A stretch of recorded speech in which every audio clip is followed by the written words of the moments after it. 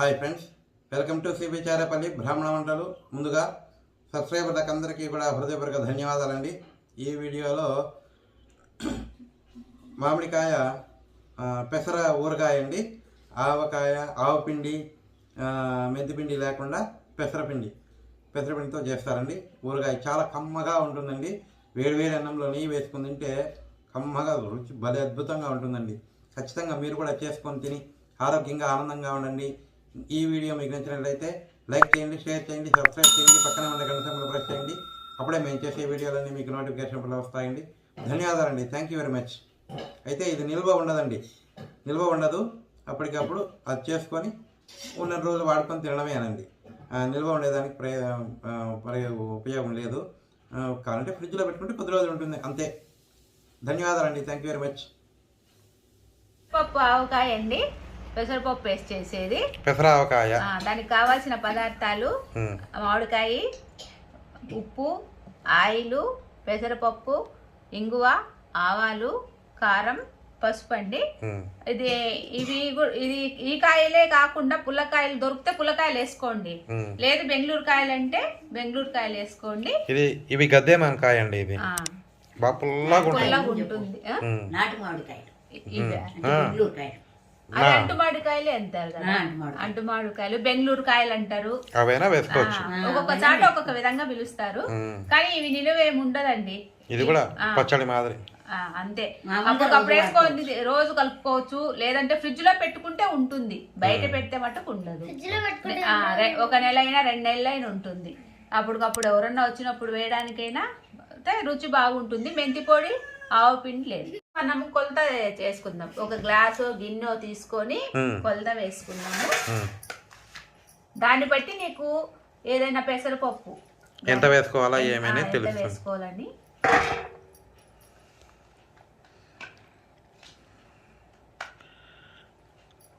రెండు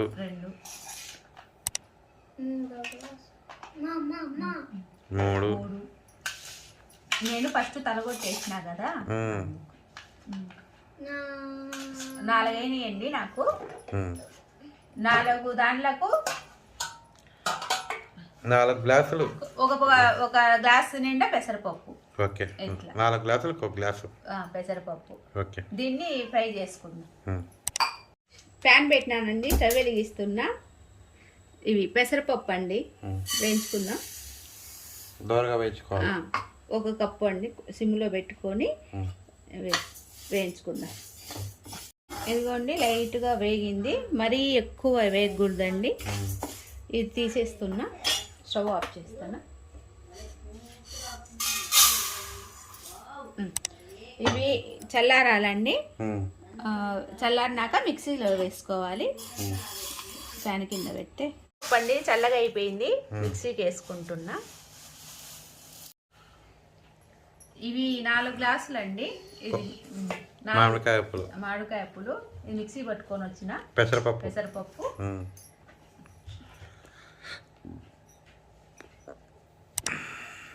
ఇప్పుడు పసుపు వేసుకుందామండి.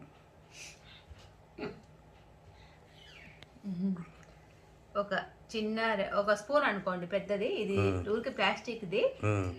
దీంతో 2 వేసిన. మామూలుగా వేసుకునేది ఎంత?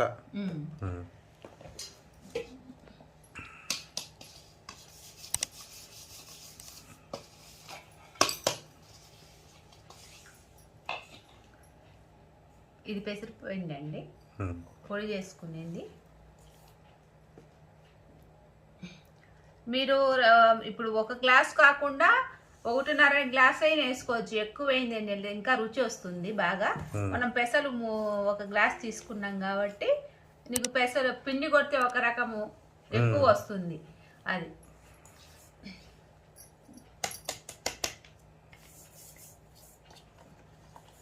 ఒక 2 స్పూన్లు ఎక్కువ వస్తుంది అంతే. ఎక్కువ అయిందని ఏమి పర్వాలేదండి.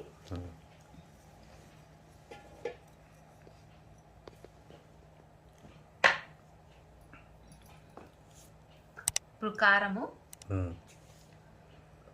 1 గ్లాసు పెసరపిండి అయితే 3/4 గ్లాసు కారం అండి.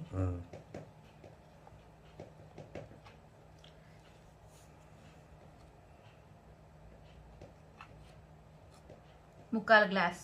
ఓకే.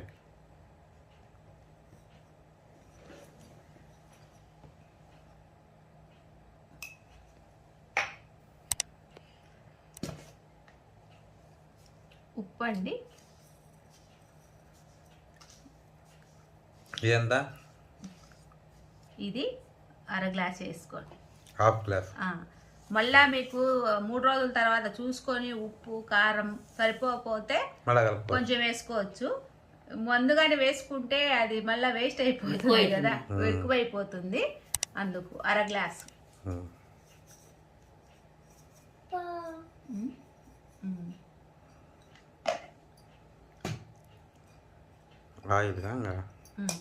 ముందు కలుపుకొని ఆయిల్ వేసుకోవాలండి. నువ్వుల నూనె వేసుకోవచ్చు, మామూలుగా శనక్కాయ నూనె వేసుకోవచ్చు, మనము ఫ్రీడమ్ అయినా వేసుకోవచ్చు అండి. ఇదేం నిలవ ఉండేది ఏం పెద్ద కాదు కాబట్టి ఏ నూనె వేసుకోవచ్చు. కాంచి వేసుకోండి, చల్లగా చేసుకొని. నేను ఇప్పుడు కాంచుకొని వచ్చినానండి. ఇది వెయిట్ చేసిన అంటే కొద్దిగా, మరీ ఏం కాదు. వేడి చేసి చల్లారిన తర్వాత వేసుకోవాలా. ఇప్పుడు ఘాటు వస్తుంది. మేము అంత ఊరగాయ చేసినప్పుడు కూడా ఘాటు. పెసరపప్పు పడింది కదా, దీంట్లో ఆవు పిండి మెంతి పిండి ఏం అవసరం లేదండి. ఇవి వేసుకున్నప్పుడు ఇప్పుడు ఇదేంటి పెసరపిండి వేసుకున్నాం కాబట్టి అంతా కలిపేసినానండి. ఇంట్లో పెసరపిండి వేసుకున్నప్పుడు ఆవు పిండి మెంతి పిండి ఎందుకు వేసుకోరంటే ఈ పెసరపిండి ఫ్లేవర్ తెలియదండి, అందుకోసమని వేసుకోరు. అది నూనె వేసుకుందామండి. రుచి కూడా మారిపోతుంది. అంటే ఈ పెసరపిండి ఎట్లా తెలుస్తుంది రుచి తెలియదు కదా, వాసన. అది ఆ మెంతి పిండి ఆవు పిండి వేస్తే దాంట్లో అదే డామినేషన్ ఎక్కువ. కొంచెం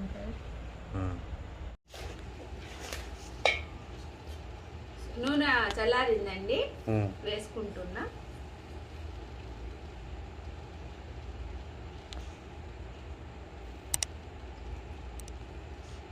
గ్లాస్ అండి. ఓకే.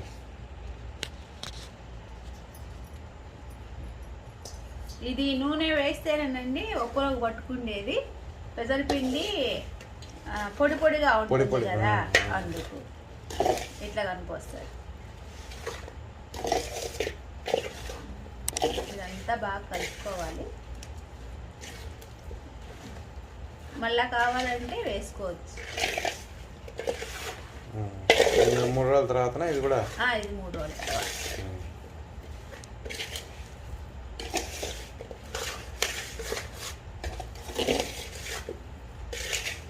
ఒక డబ్బాకి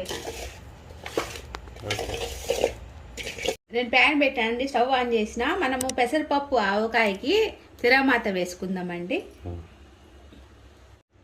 పెనంగా కాయింది, అది కొంచెం నీళ్ళు ఉంటే ఆరిపోయినాయండి. నూనె వేస్తున్నా. దాంట్లో ఆల్రెడీ నూనె ఉంటుందండి, అందుకని నేను కొంచెమే వేసుకుంటున్నా. కొంచెం కాగితే ఆవాలండి. ఒక 2 స్పూన్ ఆవాలు మొత్తానికండి, అదేం నిలవ ఉండేది కాదు కాబట్టి వేసుకుంటున్నా. కొంచెం ఆవాల వేగితే ఇంగు వేస్తా. ఇంగు అండి 1 స్పూను. మీరు కావాలంటే వెల్లుల్లి కూడా వేసుకోవచ్చు.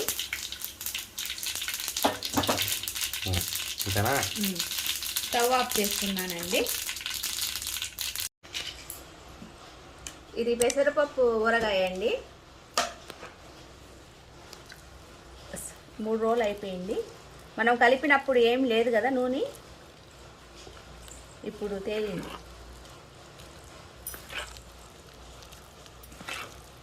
ఇప్పుడు తిరమాత వేసుకుందామండి. తిరమాత అండి.